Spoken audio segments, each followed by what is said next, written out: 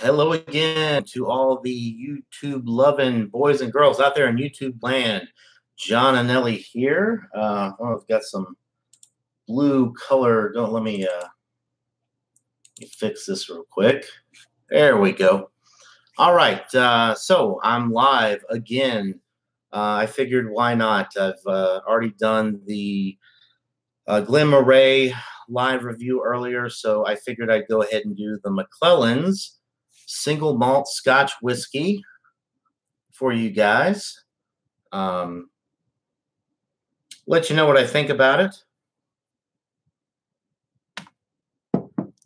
So this particular single malt Scotch whiskey is another one of those what I like to call budget single malt Scotch whiskeys, which really for a budget single malt Scotch whiskey, it's still a $30 bottle. It's not like, you know, a $7.99 bottle of Beam's 8-star. It's, you know, budget means something different for single malt Scotch whiskey because it just does. You can't produce this type of product, you know, and make any money off of it if you sell it for $7.99. So the price point, the starting price point for products like this are much higher. So McClelland's Lowland single malt Scotch whiskey. The one I had earlier was a Speyside, and then of course you have the Highland, and all of that means, to my knowledge anyway, is that the peated, the smoky peated character that you get is different because of the landscape where they get the peat. So anyway, let's get into this. I already poured it into a glass here, and with these single malt Scotch whiskeys, a lot of times they're pretty light in color. This is like a straw appearance. It does have some alcohol legs. I don't know if you can see that, but it does have some alcohol legs going down the glass when you kind of swirl it around a little bit, which a lot of times means that's a little bit more oily. When you get better alcohol legs, it means that the product is more oily, which in essence means that the spirit has absorbed more of the qualities of the barrel that it's being aged in, which produces that more, you know, that appearance and those alcohol legs going down the glass. So I said on my other review, other live review earlier, I've only had 2 single malt Scotch whiskeys. This one here, the McClelland's, and the Glen Murray. And, you know, when I think about that, that's kind of a ridiculous statement because I have obviously had other Scotch whiskeys throughout the years. I mean, I worked in a bar for 6 years, but I never really drank Scotch whiskey straight. I've probably had it in all sorts of configurations, mixed drinks, you know, stuff like that. But as far as buying a bottle and enjoying it neat, these are the 2 that we're talking about, the McClelland's and the Glen Murray. So, like I said, gave it a pour. Looks really nice. On the aroma, there's a lot of sweetness. I think this one actually smells a little bit nicer than the Glen Murray, but both smell really good. If you're new to Scotch whiskey and you're looking to get into some Scotch whiskey, these 2 would be very good to try because they're pretty reasonably priced and you're going to get a quality product. And if you've never had Scotch before, you can tell pretty easily, I think, after drinking the McClelland's or the Glen Murray, whether or not you're going to like this type of thing. Why spend $100, $200, $300 on a bottle of really expensive Scotch if you've never had it before? I'm talking about the single malts, of course, not blended Scotch, but single malts. If you don't even know, you know, whether or not you're going to like the product. So I'm all for budget single malt Scotch whiskeys. There's not very many of them out there, but I was able to talk to somebody that was very knowledgeable about these type of things. And the McClelland's and the Glenmorangie were the two that he recommended most to me. And I've got to say, I've been very pleased with both of them so far. But this is a review, of course, and I haven't even had a sip of this, so I'm going to get right into it. So cheers, and let's see what we have.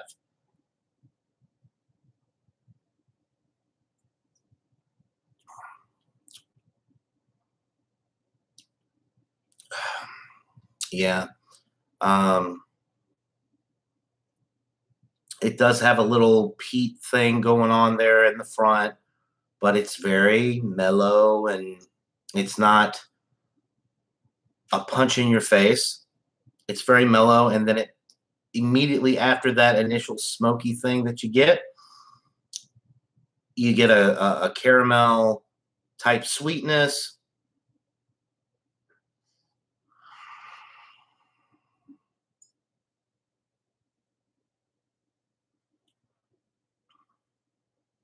I didn't mention this earlier, but I'm picking up a little bit of citrus now on the nose, and it kind of, I guess I didn't notice it at first because I was just giving it the old sniff test.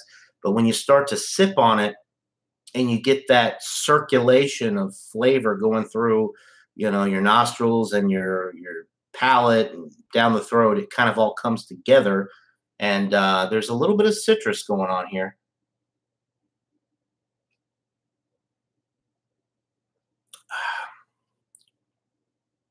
Wow. Yeah, very enjoyable.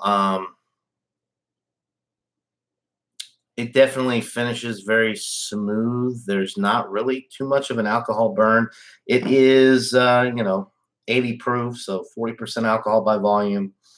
Um, this is another one of those single malt Scotch whiskeys that says on the back. Let me just read it to you real quick. It's not too long, so bear with me. Don't skip through this, guys. Take the softer approach to single malt with a malty, zingy whiskey from the broad, open plains of Lowland, Scotland. Good-natured, easy on the palate, this clean, citrusy dram is the perfect starting point on the single malt journey, and one you'll return to again and again. You know what? That's a great description. I couldn't agree more with what they're saying here. This is great for single malt beginners because it is very mild and easygoing. It doesn't have anything overly bold about it, super smoky, peaty, that's going to throw you off. It finishes very dry. It doesn't linger and stick to the inside of your mouth. So it is inviting. It makes you want to go in for another sip.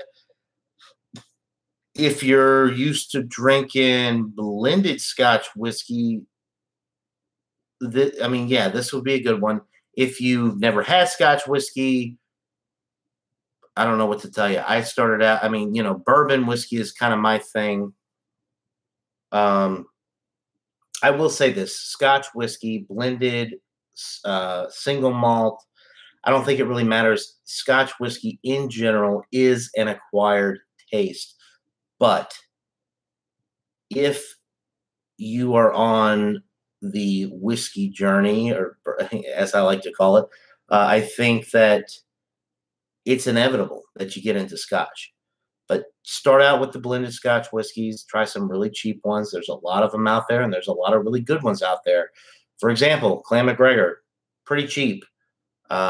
And it's excellent for the price point, and it gives you a good sense of what Scotch tastes like.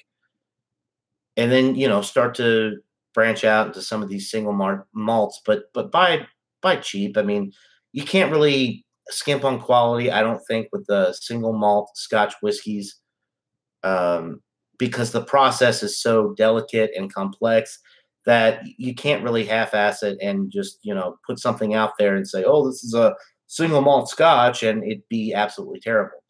So, but, anyway, there may be products out there that are, but I haven't had any. And of course, like I said in my previous video, I'm still very new to the single malt Scotch world, the Scotch world in general. But I have had a good bit of blended Scotch whiskeys now, and going into the single malt realm a little bit more.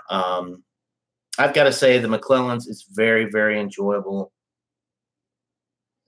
It just has such a nice, pleasant aroma. The drinkability is pretty nice as well.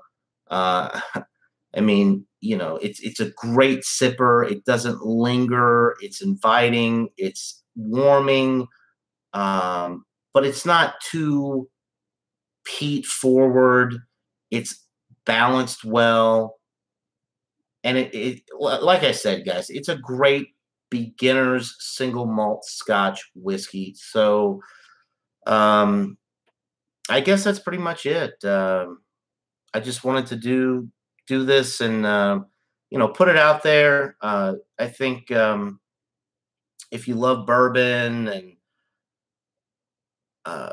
some Irish whiskey, Canadian. I mean, if you like whiskey and you've never had Scotch, I think I would recommend that you try some blended Scotch whiskeys and then branch off into some single malts. But I will say that Scotch is just one of those things. It's more of an acquired taste than other whiskeys because it is so different.